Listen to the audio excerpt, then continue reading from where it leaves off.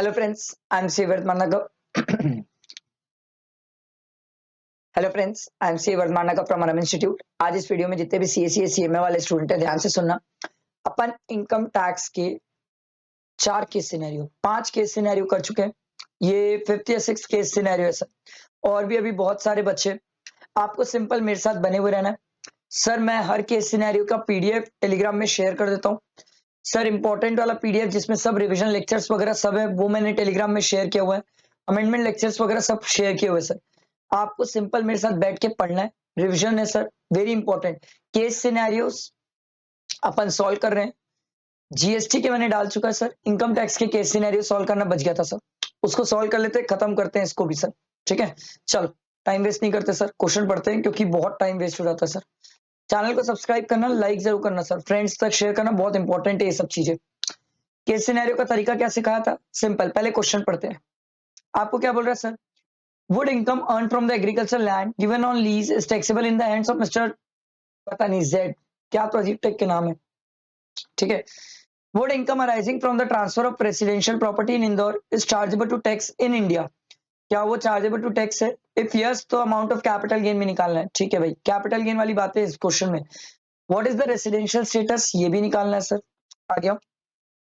For the purpose of answering this question only Zukro is a non resident. मतलब ये guaranteed है sir, ऊपर question में वो रेसिडेंट होने वाला है, क्योंकि ये फोर्थ वाले पॉइंट के लिए आपको बोल रहा है कि एज्यूम करो वो नॉन रेसिडेंट है, मतलब ऊपर के लिए वो रेसिडेंट है। इतना तो मेरे को समझ आ गया सर, बाकी अपन चेक कर लेंगे। In India, for the previous year 23-24, would income of 8,75,000 earned from an activity of procuring raw material for manufacturing unit in Singapore, ये पढ़ना पड़ेगा सर। ठीक है। फिर उसकी टैक्स लायबिलिटी भी निकालना है सर। और ये डिफॉल्ट टैक्स रिजिम नहीं ले रहा है, वो नॉर्मल प्रोविजन के हिसाब से टैक्स पे करता है। तो चलो पढ़ते हैं सर केस स्टडी और सॉल्व करते हैं सर। थोड़ी सी आवाज बैठ गई यार, काइंडली थोड़ा सा एडजस्ट करना। ठीक है, चलो। Mister Z age 42 years, a Singapore citizen. Oh my God, बंदा सिंगापुर सिटीजन है।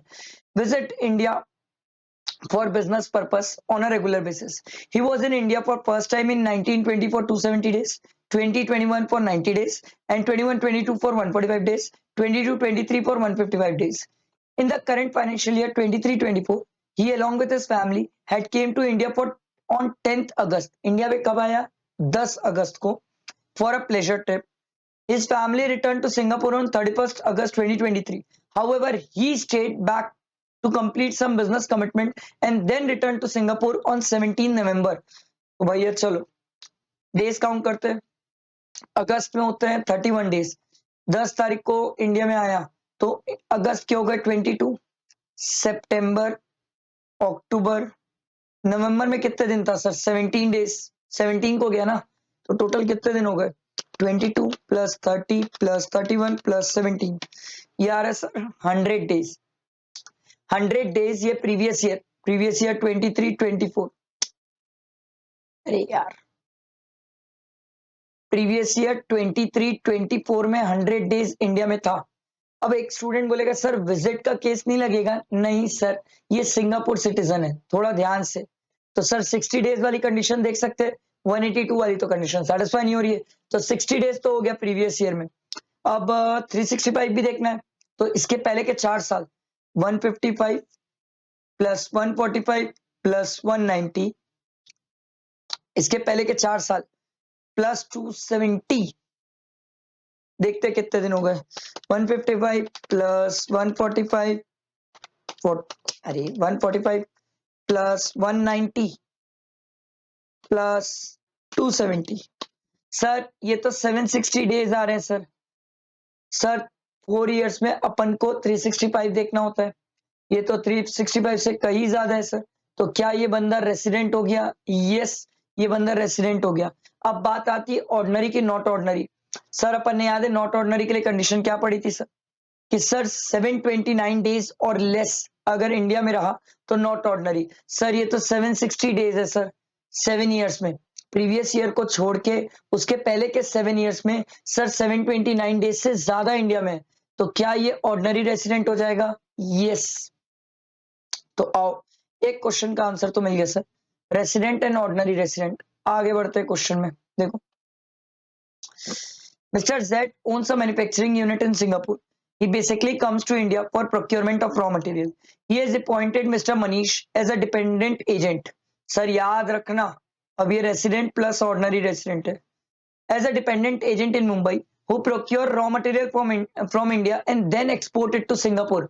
सर ये आपसे ना सेक्शन 9 चेक कर रहे हैं सर, और चेक कर रहे हैं सर, याद है हमने बोला था सर अगर इंडिया से रॉ मटेरियल परचेज करके अगर एक्सपोर्ट किया जाए तो उसको सर इनकम एक्रू और deem to accrue or arise in India नहीं माना जाता, पर वो तब नहीं माना जाता सर वो जब नॉन रेसिडेंट करता है, ये बंदा तो रेसिडेंट है, तो इसको जो यूनिट से इनकम हो रही है sir to his manufacturing unit and then sell the finished goods there.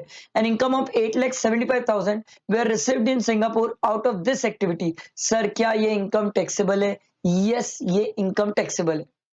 आई बात समझ? ठीक है. तो एक इनकम तो मिल गई सर, एक इनकम मिल गई 8,75,000. सर आप ये क्यों लिख के रख लो सर? टैक्स लाइबिलिटी भी तो निकालना है ना सर. ये है ना अपन को क्वेश्चन में कहाँ गया यार. और एक क्वेश्चन तो इसके ऊपर भी है, देखो एक क्वेश्चन तो इसके ऊपर भी है सर, क्या ये इनकम टैक्सेबल होगी इन इंडिया? सर इस क्वेश्चन के लिए आपने मिस्टर जेड को क्या माना? Non resident. अब भी मैंने सिखाया सर, अगर ये रेसिडेंट होता तो टैक्सेबल, नॉन रेसिडेंट है तो बच गए sir. No, as it is confined to purchase of goods in India for further exports, hence not an income deem to accrue or arise in India. आई बात समझ? आई एम रियली सॉरी यार, थोड़ी सी आवाज बैठ गई है, काइंडली एडजस्ट. ठीक है, दो क्वेश्चन के आंसर मिल गए. आगे बढ़ते sir. He has purchased a residential property for 17,50,000 in Indore in April 2020. On getting an attractive deal in November 2023, he sold the property for 26,25,000 and paid a brokerage of 2% on sale consideration. Capital gain की बात है sir, short term की long term? Sir long term, क्योंकि 24 month देखा जाता है sir property के लिए, तो सिंपल है sir. Sale consideration 26,25,000 minus brokerage 2% कर लेते सर. 26,25,000 इसका 2% 52,500. ये आ गया मेरा नेट सेल कंसिडरेशन माइनस करने के बाद 25,725,000 minus index cost of acquisition. Sir cost of acquisition कितनी है? 17,50,000 इंटू 348 डिवाइडेड बाय, देखना पड़ेगा ना सर, अप्रैल 2021 का CII दिया है क्या नीचे? कहाँ गया? ये तो दिया है सर 301. करते सर 17,50,000 इंटू 348 डिवाइडेड बाय 301. अरे यार ये पॉइंट में नहीं आना चाहिए. 2023,256. सर मैं राउंड फिगर कर रहा हूँ ना. अब इसको माइनस कर लेते हैं 25,72,500. तो ये आ जाएगा सर 549,244. ये आ गया मेरा long term capital gain. Crystal clear? आगे बढ़ते हैं. अच्छा एक क्वेश्चन भी तो है ना कैपिटल गेन वाला. Yes. What income arising from the transfer of residential property in Indore is chargeable to tax in India in the hands of Mr. Z? If yes, compute the amount of capital gain chargeable to tax. पहला बोला yes, the amount of capital gain इतना ही तो आया sir. is chargeable to tax since the income is deemed to accrue or rise in India, hence taxable in his hand, though he is a non-resident. अरे पागल है क्या sir? वो resident है, अभी तो निकाले रेसिडेंशियल स्टेटस, तो ये वाला ऑप्शन तो हो ही नहीं सकता, यही तो ऑप्शन है सर. समझ आया? सिंपल. इसके बाद आगे और पढ़ते हैं sir. Mr. Z has also purchased an agricultural land in India and leased out to a tenant. The tenant share a portion of his agriculture income with Mr. Zukro as a consideration for a rent of land every year. Sir मैंने जिसको rent पे दिया वो भी किस purpose के लिए use कर रहा है? एग्रीकल्चर. क्या ये टैक्सेबल होगा? No sir. Such income is exempt since it is a agriculture income. Simple. Share of the income for the land for the previous year is 6,50,000. लो भाई इनकम भी दिया हुआ है सर, एग्रीकल्चर इनकम 6,50,000.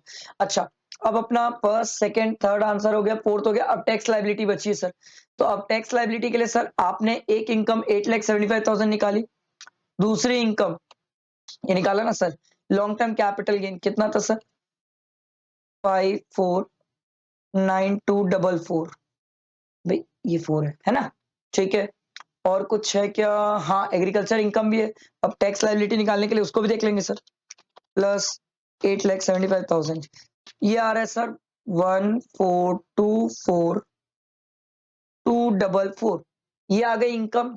ठीक, प्लस एग्रीकल्चर इनकम। याद है agriculture income में टैक्स कैसे निकालते हैं सर? ये मैंने पीजीपी के रिवीजन लेक्चर में भी बताया है और क्वेश्चन भी कराया है, तो कोई नहीं किया तो कर लेना। सर एग्रीकल्चर इनकम कितनी है? 6,50,000 ऐड कर लेते हैं, प्लस 6,50,000 तो ये आ रहा है सर 2044, अरे यार 2074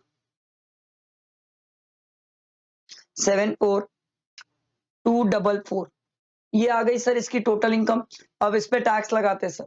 ठीक है, टोटल इनकम आई, इस पे टैक्स। इसकी एज कितनी है यार? ये है ना सर 42 ईयर्स एज है। चलो सर, तो टैक्स लायबिलिटी निकालना है।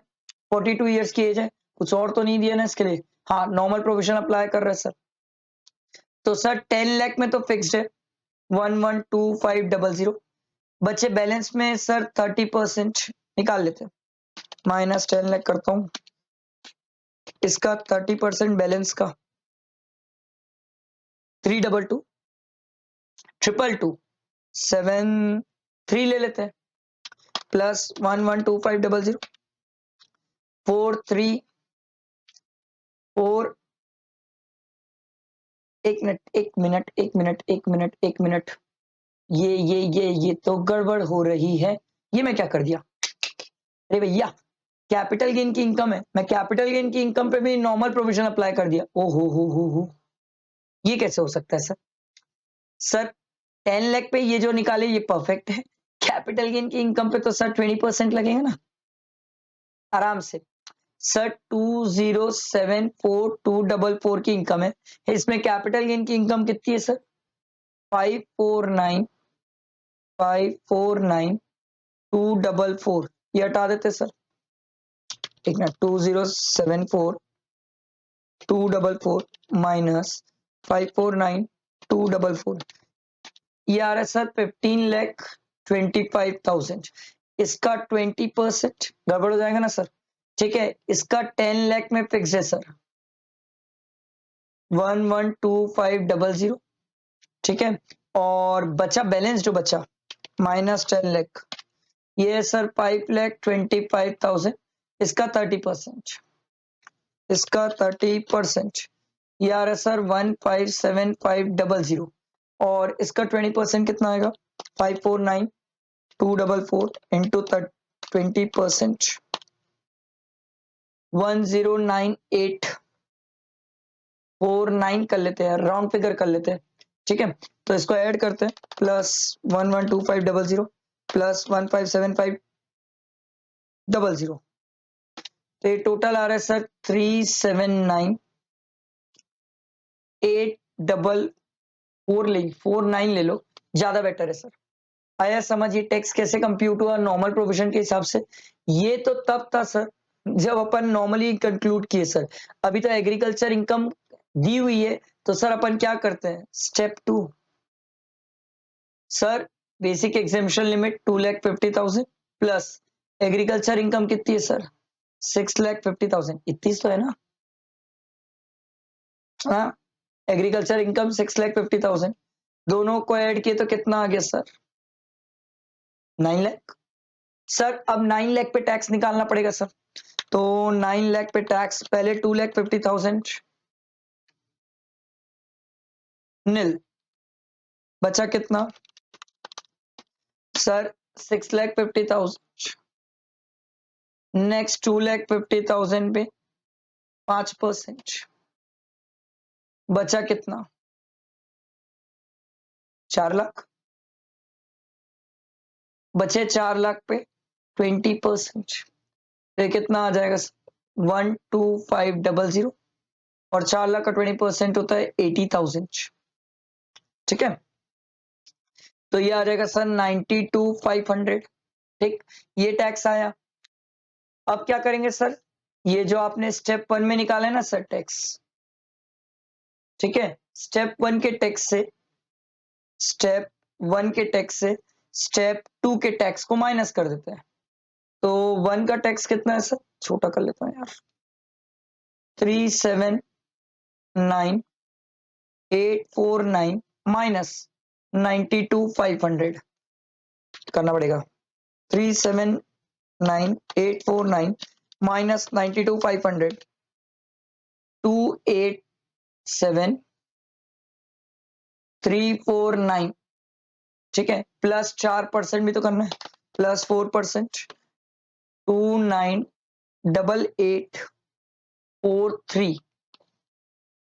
जब आप इसको राउंड फिगर करोगे तो राउंड फिगर में माइन्यूट सा डिफरेंस आ सकता है, बाकी तो ये सिंपल आपका टैक्स आ गया सर, अगर एग्रीकल्चर इनकम दी हुई है तो। और देखते हैं सर टैक्स, ये देखो सर 298840, ये ना, हाँ 298840, समझ आया? बैठा दिमाग में, सिंपल इजी, मैंने आपको केस स्टडी सॉल्व कराया, कोई डाउट आप पूछ सकते हो। ये केस स्टडी का भी सर पीडीएफ में टेलीग्राम में शेयर कर दूंगा, फ्रेंड्स तक शेयर करो, बहुत काम की चीज है सर। ठीक, अभी चैनल पे बने रहो, बहुत काम की चीजें आने वाली है सर। इंपॉर्टेंट चैप्टर की लिस्ट, स्ट्रैटेजी की वीडियो, लास्ट डे प्रिपरेशन की, केस सिनेरियोस चल ही रहे हैं सर। लास्ट डे पेपर कैसे अटेंड करना है, 3 घंटे में पेपर कैसे अटेंड करना है, सब चीजें वीडियो आने वाली है सर। तैयार रहो, बहुत इंपॉर्टेंट है सर सब चीजें। ठीक है, चलो, थैंक यू।